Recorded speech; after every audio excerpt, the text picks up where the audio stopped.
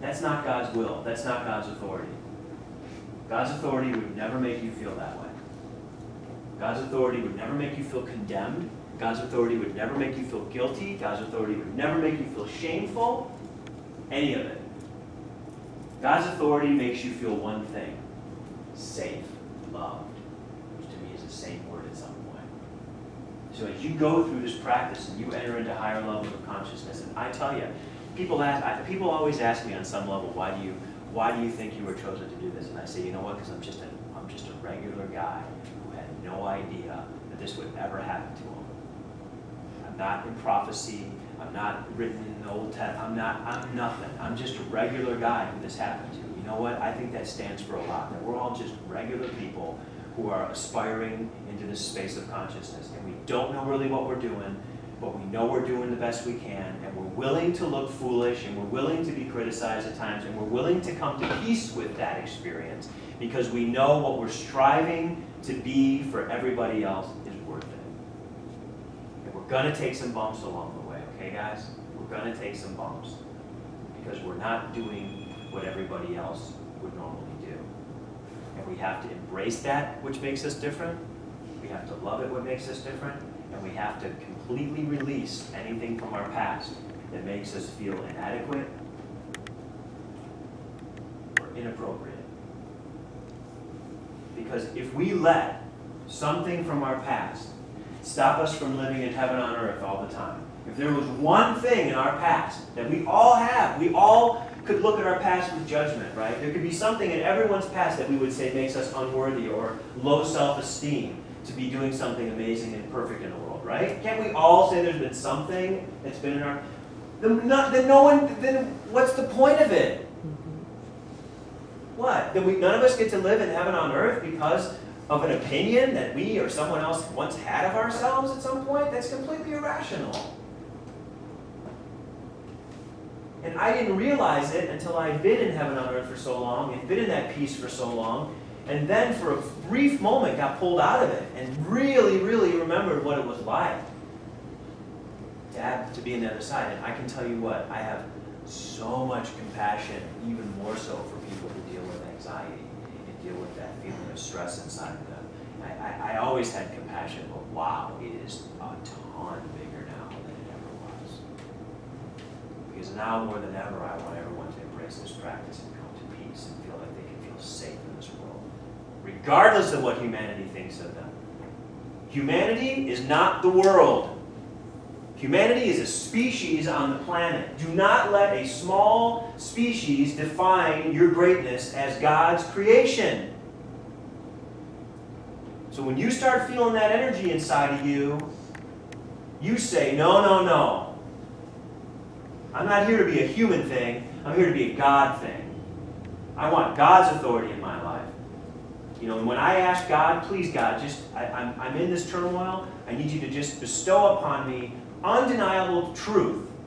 As I lead people, I want you to let me know. I don't want to lead anybody in the wrong way. So please make it undeniably clear to me that I am who you want to do this. And it was just bang, bang, bang, bang, bang, bang, bang, bang, bang, bang, bang. And there's nothing wrong with that. If you ask God for certainty from your heart, you'll get it. You get it. But don't be surprised when it's something really great. I just know in regards to my past, it's kind of messy, it's kind of sloppy, it's got its interesting aspects to it, but when I really take myself out of it and see how it can help, it just glorifies God the whole way. Doesn't it? It does, because nothing other than Him, His love, His mercy, and the work that has come through you would, I would be dead 10 times over by now, if not worse. Yeah. So that's why I'm grateful that I've had the life that I've had because of all the people, if it's necessary, that it'll help. Yeah, and that's, I'm telling you guys, the most powerful healers just have no shame. The most powerful healers trust God's love so much that they're willing to be completely vulnerable. You guys, when I talked about this, it's all the classes. It's self-esteem, it's vulnerability, remember? It's putting yourself out there and trusting that, you know what? I'm gonna be open, and I'm gonna be vulnerable, and I'm gonna take a chance that people may judge me, all right? But the ones that know my heart and the ones that really know what I'm about, not just that know me, but look at me, the enlightened beings are gonna see me doing it and go, wow, that's really cool, good for you, that's great. You know, and what I came to grips with within myself was, you know, I just don't get along with my monkey brain anymore. You know, I don't get along with it, and I really can't trust it. It overreacts and it makes a big deal out of things, and it's totally fear-based and all that stuff I know, but I really came to a decision with it where it's like, you know what?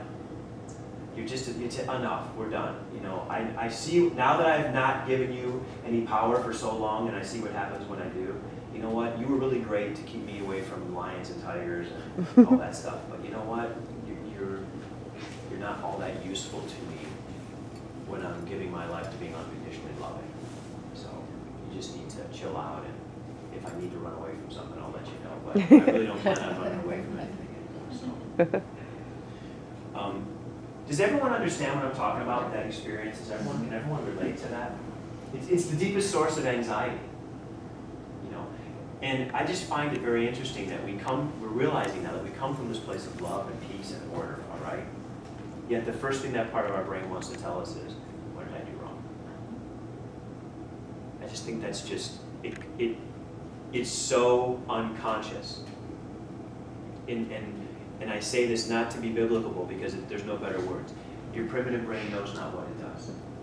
So you have to forgive it. You have to love it when it doesn't, okay? Because it doesn't know what it's doing. It doesn't know that it's crucifying you. It doesn't know that it's making your guts turn inside out.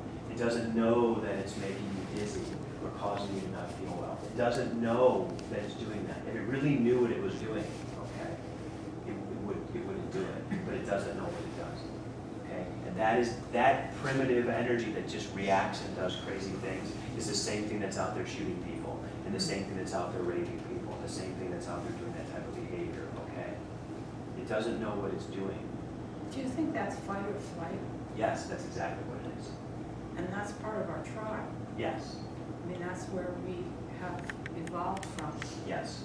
And That's our it's kept past. us safe. And so that's part of the monkey brain? That's it. Okay. So as we step away from that, okay, we have to admit that we're then vulnerable to people still coming from that place and doing that. Can I add something? Of course. Very, very personal, because anybody who's read anything that I've written or about my business. But the monkey brain was something that I learned about in Unity many years ago. And when I wrote my book, which hasn't been published yet, we replaced the monkey. We had the illustration of the monkey. And it's a butterfly.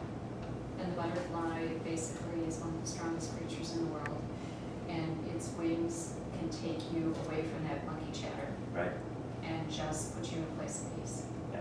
So replace it with butterflies. Yeah, it's great. It's a great metaphor. Great analogy. And it's a practice. You know, you never know how much you're being controlled by it, okay, until you're not. And then when you're not, and then you have an experience with it again. Again, for me, it was full of learning, full of growth, full of change. I'm transformed in so many ways. I'm so grateful. I'm so thankful. As always, it was done with such love and such mercy and such kindness. And thank God, because sometimes it always isn't that great. Sometimes it's not so pleasant, but it certainly was this time. And I tell you what, I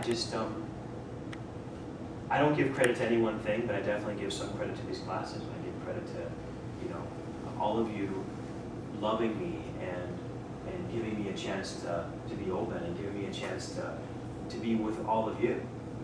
To taking me out of that place that I've asked you to take me out of for so long. Like, don't hold me in that place. Hold me just right with all of you. Hold me just right with all of you. That's where I can be my best. I can be my best when I'm just one with all of you. When you don't put me anywhere that I really don't, it's not best. It may seem like it serves a purpose in the short term, but what's best for this is if we're all equal, if we're all the same, if we're all in it together. That's what's really best. I may know a little more or have a little more insight, or God may give me the ability to do some miracles every once in a while, which is fantastic, but that doesn't make me any better than anybody else. doesn't make me any different than anybody else. And so that happening, okay, and you all allowing me to be in that space of humility was very, very powerful for me, and I'm very grateful for that. You know, it's very healthy for me to be able to do that. You know, and I hope you all can understand why, as healthy as it is for you all to do that, it's just as healthy for me to be able to do that. You know, I'm in the practice with you. You know, I'm practicing with you, and that was one of the things that I wrote in this letter. Like, hey, I've always been honest with all of you. I'm in this practice with all of you guys. I mean, I'm right with you. I'm practicing day after day, trying to get better and learn and grow and be more enlightened and go through the same process you all.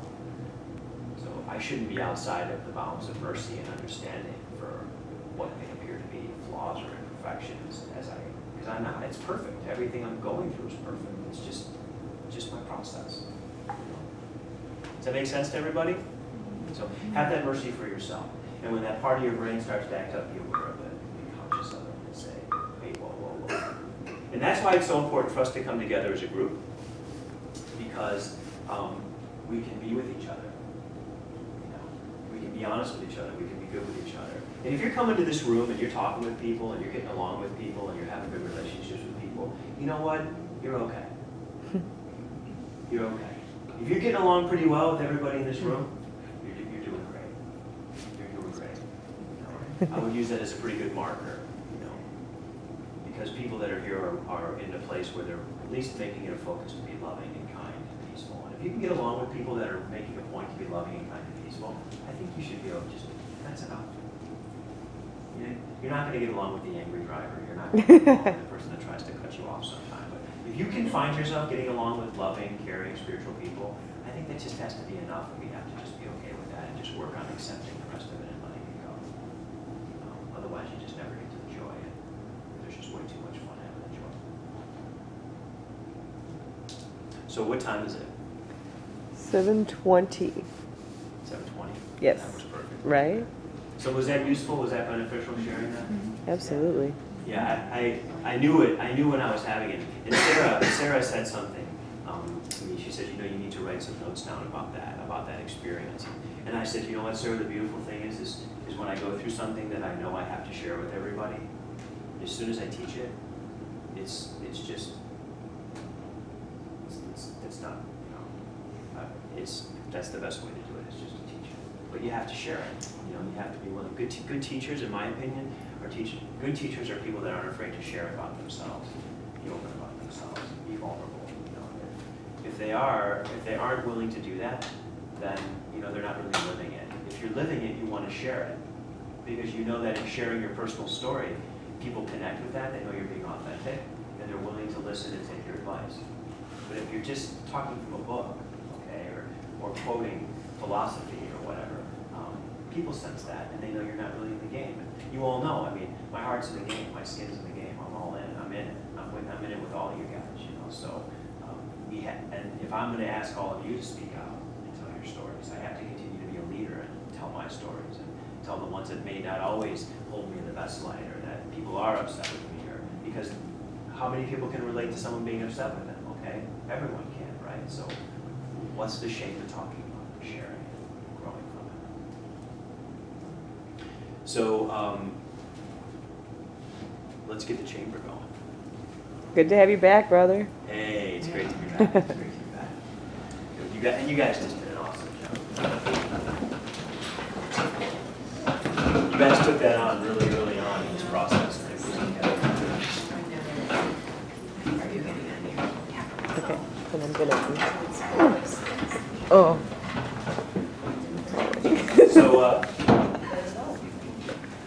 So let's get somebody in here who wants to come in. Who needs some healing? Why does this keep booting me out? It's crap. Why? Okay, so we're gonna do a little bit of a focused one on Linda tonight. So I'm gonna have you step back and look at you. And everyone just kind of bring in your love for her. And I'm gonna go ahead and just get a little more focused with Linda. That's it.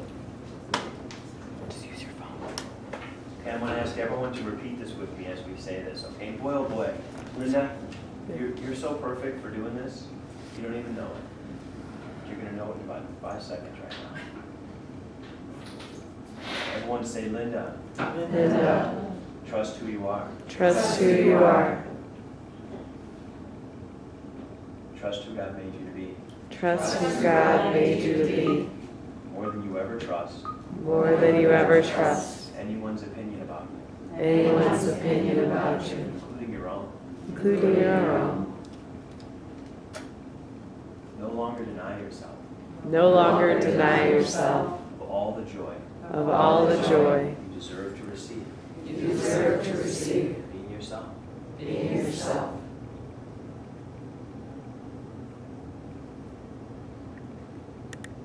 Only God knows Only God knows how deserving we are. how deserving we are. Let that decide. Let that decide.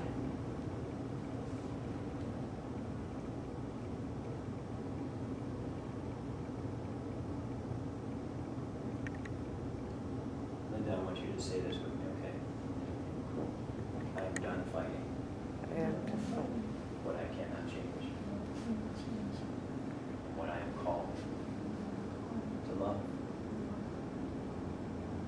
I will try loving it now.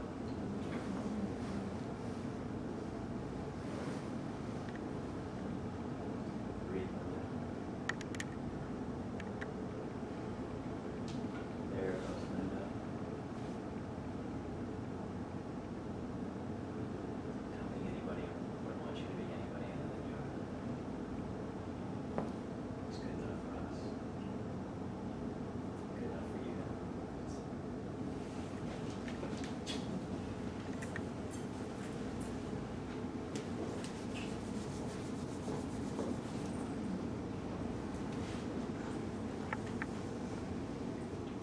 How much courage do all of us have compared to when we first started? How much ability do all of us have to hold a space and be in a space? Linda, would you ever believe you'd be having this experience? We can't give credit to anything but God's love in us and our willingness to be with each other and do that. And it's, these classes are making all of us the best people we can possibly be. There's just no other way to say it. They just are. And they're making a lot of other people better people that don't even know. But we're just so lucky to be part of it. Who's next? Who wants to come in?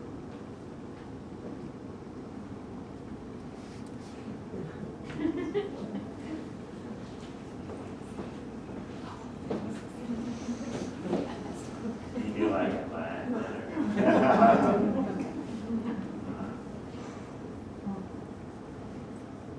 Sonia did an amazing job on the camera work. That's what I was giving Sarah a hard time. She had the cinematography going. Sonia, just speak from your heart. Let us just all be here for you. If there's anything all of us can do to help you feel better or stronger or more grounded, you do so much for so many. What can we do to just to help you? What comes to you?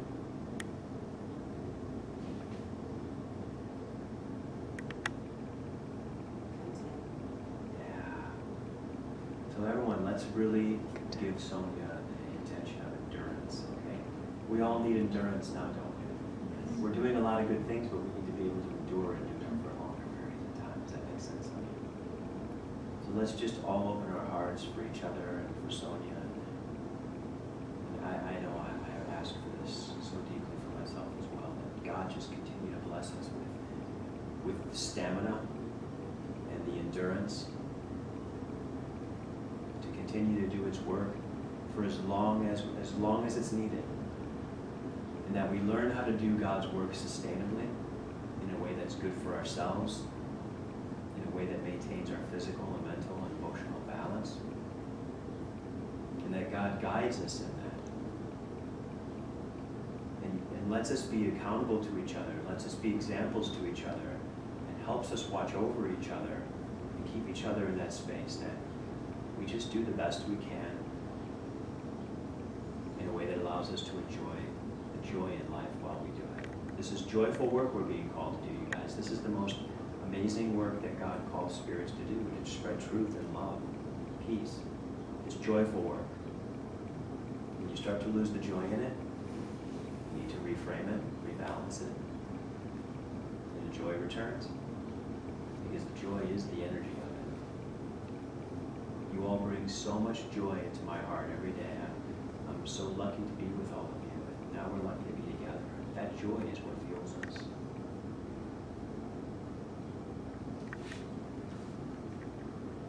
There we go, Sonia.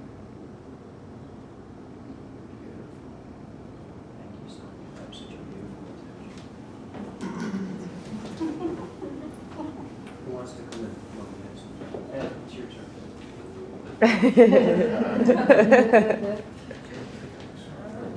He tried to run. It's not so bad, is it?